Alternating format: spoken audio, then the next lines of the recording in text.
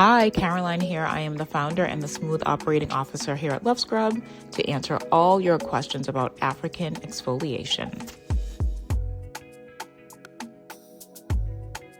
I love this part of the story.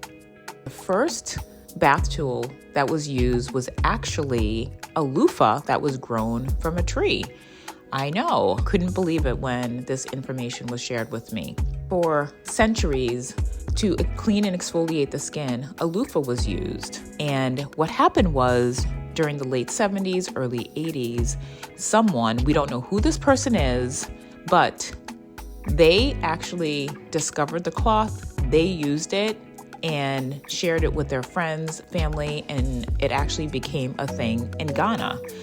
I would love to meet this person because you know what? They actually really changed the way that the skin was cleaned and exfoliated back then, and it just became a thing. So yeah, that is the story. It ended up becoming very popular, and people started to identify that it was great to clean the skin and remove dirt as well, and dead skin, and leaving the body looking luminous and smooth. And it has been used religiously in Ghana to luxuriate the skin in the bath or shower. And this cloth inspired the Love Scrub. Please feel free to check out our website to learn more and also to pick up an authentic African mesh body exfoliator. You'll thank us later.